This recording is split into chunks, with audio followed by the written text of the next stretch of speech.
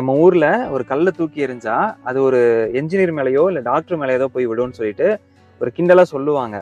இது எதனால அப்படின்னா, பேரண்ட்ஸ் எல்லாருமே தன்னுடைய குழந்தை வந்து டாக்டர், என்ஜினியர் ஆகணும் அப்படிங்கிற மாதிரி தான் சின்னதுல இருந்தே வளர்த்துட்டே இருப்பாங்க. இதை வந்து கிண்டலா மக்கள் வந்து சொல்லுவாங்க.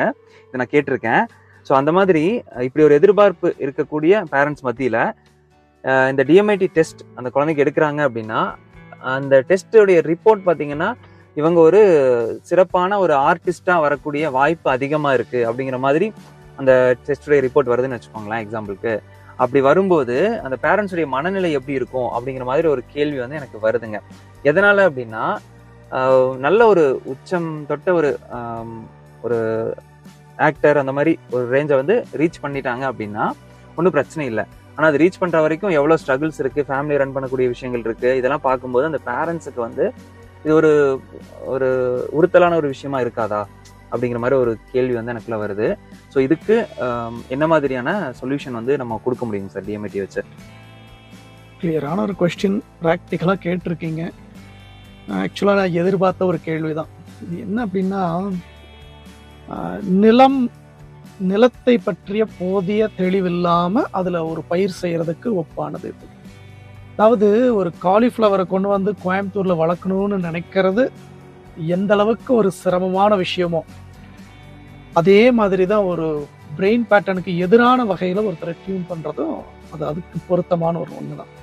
அதாவதுங்க, அவங்கள என்ஜினியர் ஆக்கணும், டாக்டர் ஆக்கணும், அவங்க குழந்தைய வந்து நல்லா செட்டில் பண்ணி விடணும் அப்படின்னு ஒரு பெற்றோர் யோசிக்கிறதுல வந்து 100% நியாயம் இருக்கு.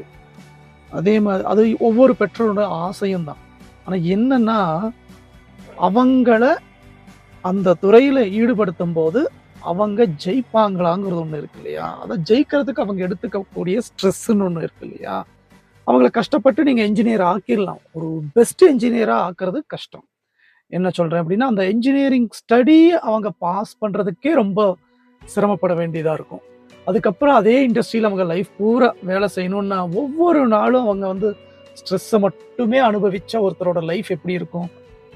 யோசிச்சு பாருங்க. நமக்கு இன்னைக்கு ப்ராக்டிக்கலாக இருக்கக்கூடிய பெரும்பாலான தொந்தரவுகள் எடுத்துக்கலாம். பிளட் ப்ரெஷர் எடுத்துக்கலாம், ஈவன் டயபெட்டிஸ் மாதிரியான லைஃப் ஸ்டைல் டிசீசஸ் எடுத்துக்கலாம். இது எல்லாத்துக்கு காரணமே இந்த ஒரு மாற்றி பொருந்த நினைக்கிற ஒரு நிலைப்பாடு தான்.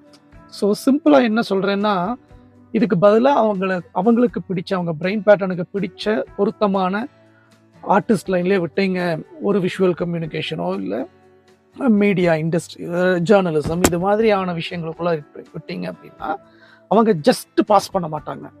நல்ல எஃபர்ட் போட்டு அதில் பெரிய லெவலுக்கு வருவாங்க. இப்போது நம்ம குழந்தை வந்து நல்லா இருக்கணும் அப்படிங்கிறது ஒவ்வொரு பெற்றோட நோக்கமாக இருக்கும்போது அவங்களுக்கு சரியான பாதையில் விட்டு அவங்கள ஜெயிக்கிறத பார்க்கறது தானே சந்தோஷம்.